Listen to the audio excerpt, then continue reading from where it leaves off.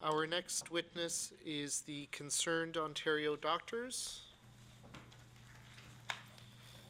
2 days in a row that we're seeing each other. Nice to see you again. You have up to 6 minutes for your presentation, and as you begin, if you could please state your name for the official record. Sure. Good afternoon, and it's great to be here. My name is Dr. Mark D'Souza, and I am a family physician, an emergency room physician, and a palliative care physician. I'm also a constituent in the riding of King Spadina. I'm also the newly elected chair of District 11 for the Ontario Medical Association, and in that capacity represent the 13,000 physicians of Toronto. Thank you for this opportunity to address the Standing Committee of Finance and Economic Affairs about Bill 84 today as a board director for Concerned Ontario Doctors. Concerned Ontario Doctors is a grassroots, not-for-profit organization representing thousands of community and academic family physicians and specialists in every corner of this province. We advocate for a patient-centered, sustainable, accessible, and quality healthcare system. Ontario's doctors have grave concerns over Bill 84.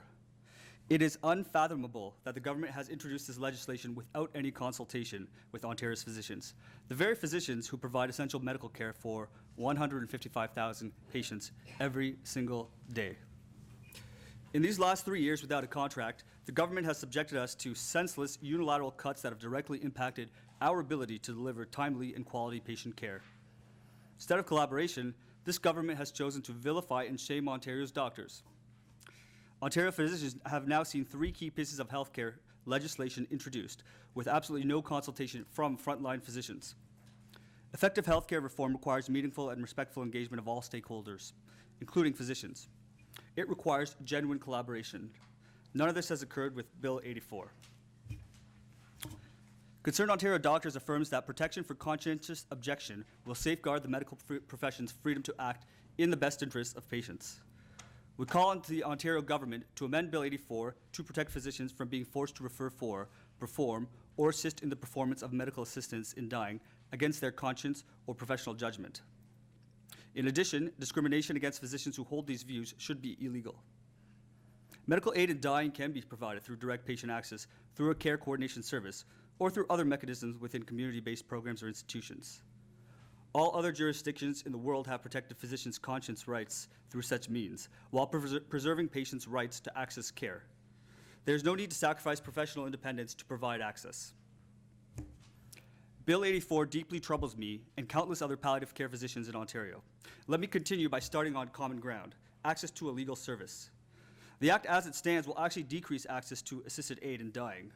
The proposed amendment that doctors seek will prevent this paradoxical effect at no cost. Other jurisdictions in the world and in Canada have been able to protect physicians' conscience rights while preserving patients' access to medical aid in dying through a self-referral process. It could be as simple as a toll-free number, a website, or heck, even just an app. Or it could take the form of care coordination service that many other provinces have adopted. In Section 2C of Bill C-14, the federal government encourages provincial legislation to uphold the conscience rights of doctors. Every other jurisdiction in the world offering euthanasia has self-referral. Ontario stands alone in lacking such an amendment.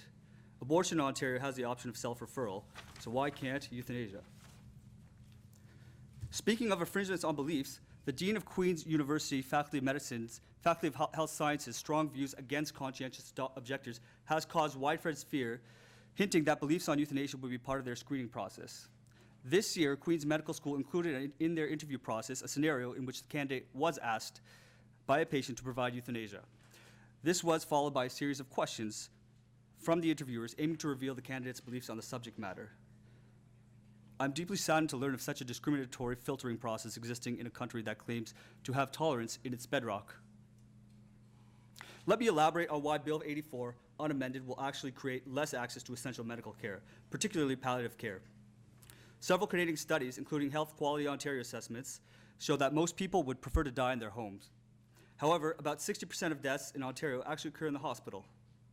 Moreover, Ministry of Health data reveals that 10% of alternate level of care beds were filled with palliative care patients who otherwise could have been in their homes. And most limiting, it's estimated there are only 500 palliative care physicians in the province. I'm actually part of a group of 6 physicians who visit palliative care patients in their homes in Scarborough. We're the only group that specifically does this there, and we are all conscientious objectors. I believe you met my colleague earlier today, Dr. Novosedlik. Yeah. As it is, Scarborough palliative care is grossly underserviced. We reached a waitlist high of 32 patients waiting for a palliative care doctor in their home this month. Imagine being told your days are numbered, you're nauseated, you're constipated, and you're in absolute agony with cancer all over your body, and yet you call and find out, okay, don't worry, you've got 30 doctors left before you get seen. Great, right? I do my job dreading being asked to kill someone. Euthanasia is the shadow that hangs over me even on sunny days. 2 days ago, I accepted my final palliative care patient. While I will not abandon my current patients, I will not be accepting any more new patients until I know conscience protection is guaranteed. Half our group is considering leaving the field, the group of 6, and one is even considering leaving the profession entirely. It breaks my heart that this is happening, and you know what? This is a microcosm of what happens in Scarborough. That's a microcosm of the way palliative care will go for the rest of the province. Bill 84 creates access to a new legal service on the surface, but when you peel back just one layer of this onion, it paradoxically reduces access to multiple medical services. And all this can be fixed with just one simple amendment.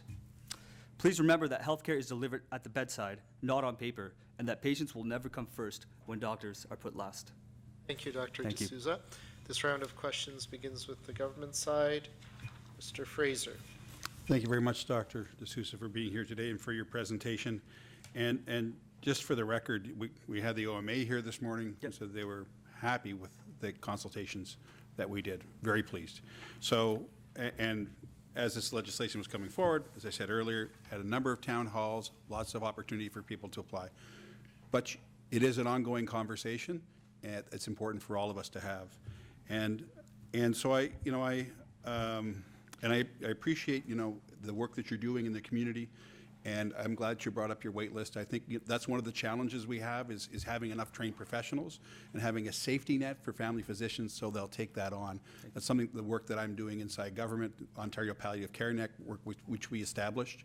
So I want to let you know that that work is being done in earnest. And we had the nurse practitioners here today, which I think will be able to help you in your work. So, and I know you care about your patients. And I know you want to follow your patients. And you've asked us to protect your rights of conscience.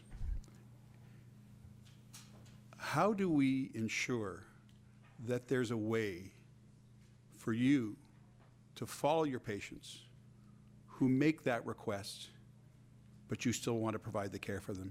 So that's the question. How do we do that? How do we create that pathway? So, because I don't think that you want to say to a patient, you've just asked me for this, so go over there. No. That's not what you want No, to do, not right? at all. You don't want to do that. So you want to find a way of, okay, you've asked for this, I can't connect with you on this, but I still want you as my patient. How do we do that? Very briefly, first of all, I do explore the why to it, because a lot of it is because my symptoms are inadequately controlled. And this question is usually brought up at the beginning, and if I can get it under control, that question of I want to commit suicide usually disappears. But how you're saying how How do we achieve yeah. that? Because that's what's in front of us. I think other groups have talked about a care coordination service. Yeah. For me, I've talked about it in my presentation. It could be a number, like telehealth. Here's a number, call it. Here's a website. Here's an app. It's 2017. We can get creative on this. And I could still be that doctor for them until they're connected. But does that make Okay. sense? So, yeah, and we heard from a deposition yesterday. Yeah. Yeah, it does. Deposition yesterday. Can I answer one other thing that you mentioned? So you said the OMA earlier today was very Very positive. Yeah. I think you're all aware of the changes in the struggle that OMA has gone through, and I'm part of the new OMA. I was elected 3 weeks ago, and there's going to be a lot more people. You got a chance to meet some of the new OMA faces. Things will be very different going forward. There are 30,000. So I do want to say one thing very quickly, just in terms of, we had this discussion about palliative care and assisted dying. Assisted dying it doesn't, it needs to include palliative care. That's part of the pathway through there, and you just described that very clearly about not as you can't have assisted dying without palliative care somewhere in that Stop equation. you there, Mr. Fraser. Next round, Mr. Pettapiece. I don't know, you were here when the last witness testified, over the telephone. I don't know whether you heard what he was saying. Parts of it. No, Yep. not really. One of the things he brought up too was information. He said that they didn't have the information, or some information, they were afraid some of the people with disabilities, this is what he was talking about, physical disability, were going to use the word killing just too many times, is what that's the word he used in some of his oratory. And I think it gets back to a lack of information that the government has provided different groups. And you're saying the same thing, that in your, it is infallible that the government has introduced legislation without any consultation with Ontario's physicians. Now, I don't know where that, or why that is, but to me, there seems to be a disconnect with what the government has been supplying your profession and other groups as to where they're going with this thing, because you have a man here that's very concerned about the people he represents because of a lack of information. So, and maybe that is what's caused some of the wrong statements to get out, the wrong information to get out, because people maybe start dreaming a little bit about what's happened or what's going to happen. I guess that's what I'm saying. I want to ask you a question on the hospice business too, something that's very important to me. How can that be worked into the system more effectively, I suppose, than what it is now in some communities? Do you have enough hospices, or do you have any hospices in your area? We have several in the Scarborough region that we access. First of all, I mean, my practice is restricted to visiting patients in their homes, and it's Okay. really, it's patient-driven. So patient says, I want to be in a hospital, I want to be in a home, I want to be in a hospice. Bed available, doctor availability, that's granted, right? But so sometimes for patients that I'm seeing in the home, they or their families say, you know what, I'd rather be in the hospice, and we help facilitate that. And then I do transfer care over that way. Okay, the availability of hospice is? I can't give you hard numbers. I do know that there usually is a bit of a delay, and we try to minimize that. I see. Yeah. Well, you must be doing a good job, because sometimes people want it done right like this, but obviously they want to stay with you. So they're Thank staying in their homes, which is good. I mean, appreciate that. that's great that my parents were the same way. They were able to stay at home till their last day, so it was a blessing. It's very meaningful work for me. Right, yeah. Thank you. And I'll just remind everybody to stick to Bill 84, which is medical assistance in dying. Palliative care is important, but not exactly what the bill is on. Madame Gélinas for 3 minutes. Thank you so much, Dr. D'Souza, for coming here today. First I heard of an app, quite creative, but I want to ask you, you practice in the field, you see the patient at the end of their lives, and you fear somebody asking you for a effective referral. Do you feel that with the refugee, the people from different culture, different languages, different views of the world that makes up who we are as Ontarian, do you feel that a toll-free number, a website, or an app would be enough to ensure equitable access, that everybody would be able to gain access through that? Are you hinting at, if people don't have web accessibility or or language barriers, that wouldn't be enough? Correct.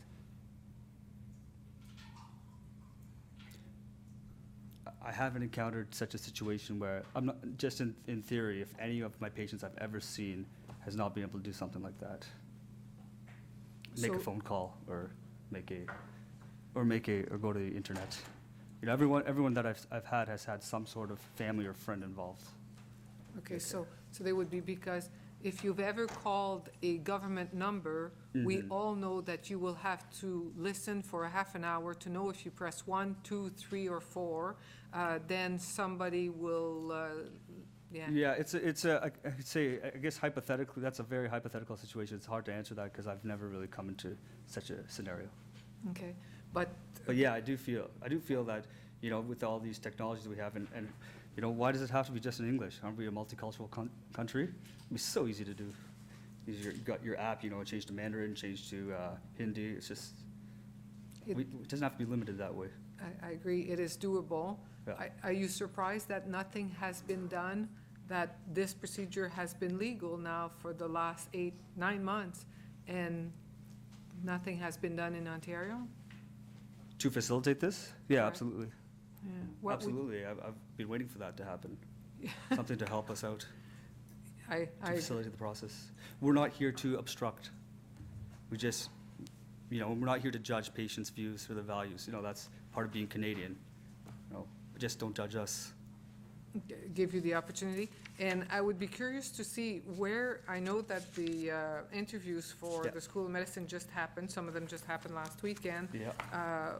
Where did you hear about follow-up question, and how did you Yep.